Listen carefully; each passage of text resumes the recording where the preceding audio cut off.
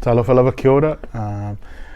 My name is Tau'ili'ili Alpha Maiava. I am of Samoan and Niuean descent.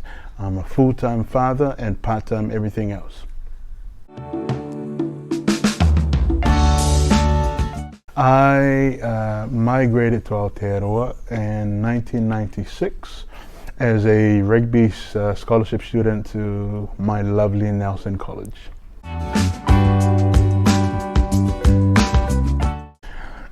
I'd say all of them, the goods and the bads, but becoming a father is probably one of the best highlight for me.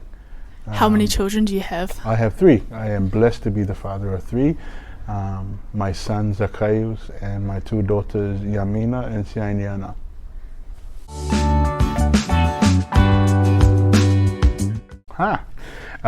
So I was at AUT University in Auckland and I won an international exchange scholarship. It was initially supposed to be in Grenoble in France, but my student allowance wasn't enough to live on or pay for a place to stay. And then the second option was supposed to be Nanyang University in Singapore.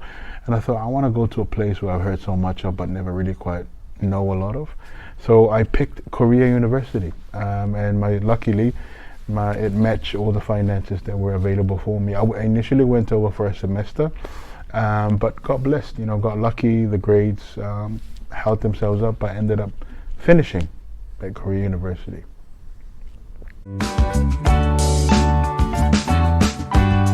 Right, yes. Sumo Sushi and Bento is actually a company called Sumo International.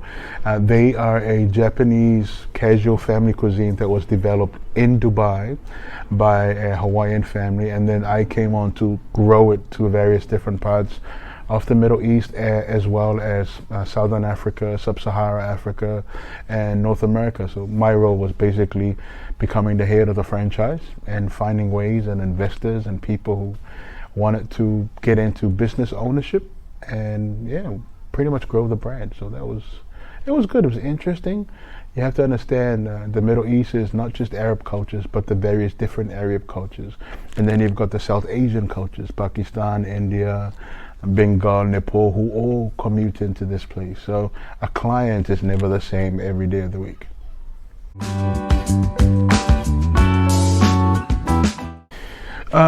I was very blessed when I returned to New Zealand to be called upon to become a contributor to Radio Samoa, which is the largest Samoan language radio diaspora. And my role was help reshaping the breakfast. So I had to break a lot of taboos because we ended up talking about matters that society and particular circles of Samoa don't usually talk about. But when I left, it kind of became a norm. So I'm kind of happy with that. And then I joined Pacific Media Network with 531 PI, just contributing to the growth of language. I think has been the proudest moment for me. And just also working with a lot of people who are Samoan or Tongan or whoever to take ownership and find the gold mine in their culture. And I could say that confidently because I lived in other cultures for many years, and where you can pick an Indian anywhere in the world.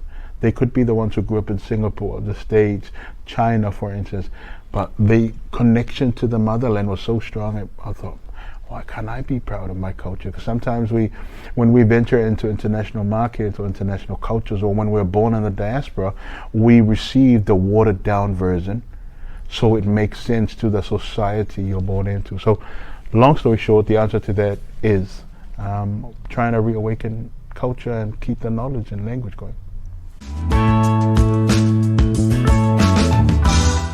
So before I answer your question, let me tell you quickly, CATERERS magazine is the largest publication for hospitality in the Middle East. It's focused in Dubai, but it's in all the various, MENA is massive. And so, of course, it's probably one of the funniest. You have to understand, I was born in a village, in a small island that's kind of still considered a third world country. Then I ended up in the Middle East and being the cover girl of the largest, biggest publication. It was quite something. I think to this day we still laugh that it happened. But it opened doors and it put my profile as a franchise troubleshooter. So if there's someone with money who doesn't know what to do with money, they would come to me. If someone who wants to get to know whatever they want to do or get into business ownership, everyone would come to me. And so that's how, that's what it opened profiles. I still find it funny, but for the company to have agreed for me to, because obviously by that time I grew it already to a few multiple places, which they struggled to get into for about 16 years before I came along. It was quite humbling. And I always think about the little Alpha that grew up in a village that had to walk 2 hours to town to catch a bus, to the main road to catch a bus to go to school in town at 5 in the morning. So that little kid had no idea.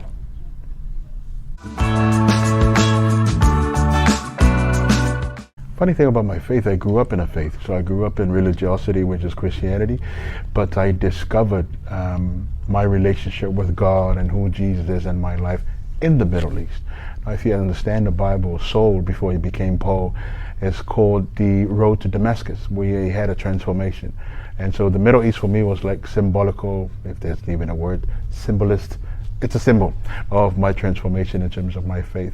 It got strengthened there, and it became tangible because you can't evangelize in the Middle East, land of Muslims. So my faith then became the core of everything I do as a father, as a business person. What does it mean to have kingdom business in what I do? So played a big role, really very important. And to this day, I try to make sure it's what I lead with, and no longer the alpha of before who try to climb the corporate ladder to build a name. Those all mean nothing, because at the end of the day, my kids don't know that, and they are the most important things in my life.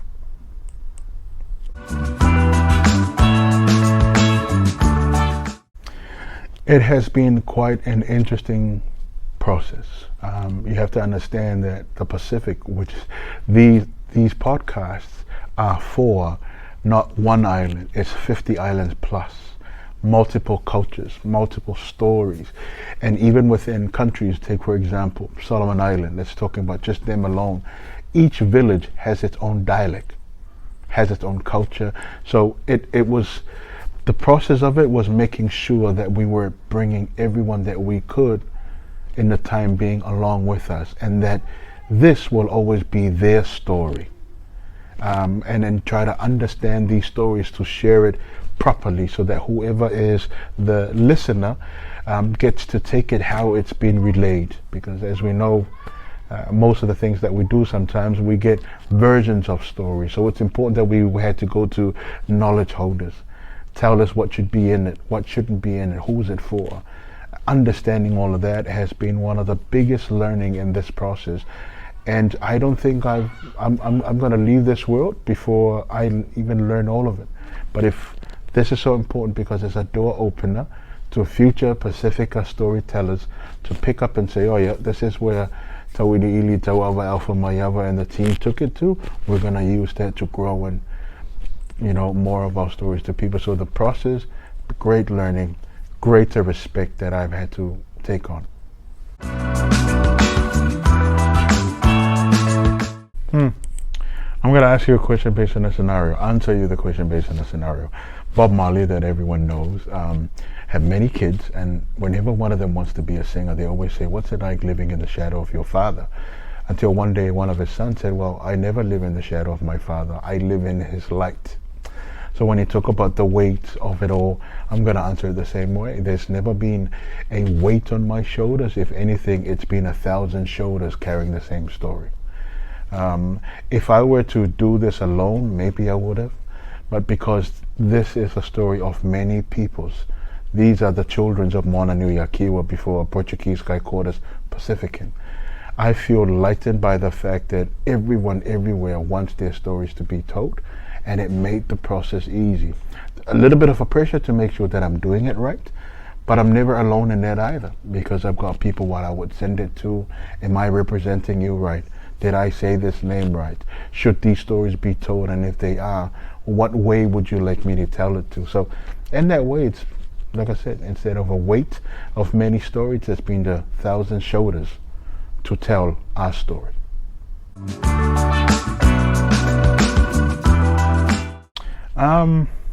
Oh, that's a very loaded question. It's a multi-vertical, and my English I failed in high school. I'll try to answer it for you. In terms of my faith, it's more my faith in my people rather than my faith in our belief. Because with these stories, we get to understand what went on. And then we had to imagine what they had to go through to be able to arrive to whatever representation of Pacific Island is today.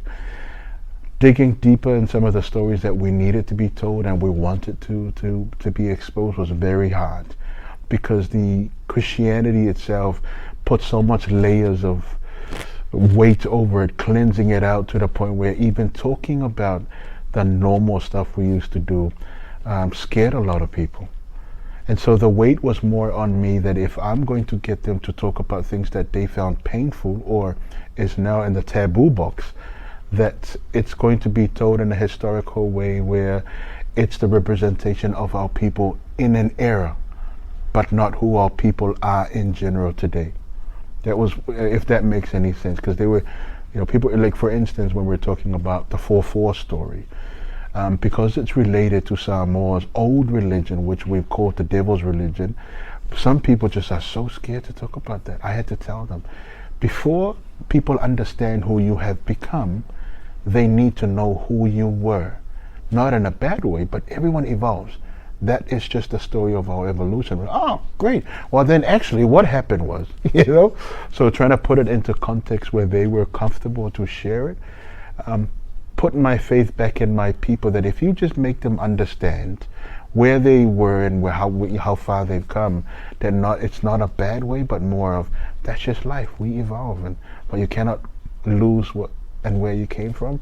People were free to share because they know it's no longer, they're not being judged or measured by the ways of our ancestors, but more of an understanding to make sense of where we are today based on the journey and how far we've come. Oh my Lord, if I had secrets, I'd be a millionaire, because they keep everything to themselves. I'd say there are pathways to success, whatever that may look for someone. For me, I grew up with a chip on my shoulder. I wanted to prove to everyone that this little villager can do more than what we usually were assigned to. You have to understand, this is within culture too. A lot of Samoans were quite hierarchical. If you have a German last name, you were more prone to succeed than if you were just an average indigenous. So I had all of these things. And then when I started climbing corporately in a foreign land, I went back to whom I was, and I yearned for that little innocent guy who didn't know much. So what have I learned that has become the pathway to my success? Celebrate everything that you go through, the good and the bad. Find a group of people that have your best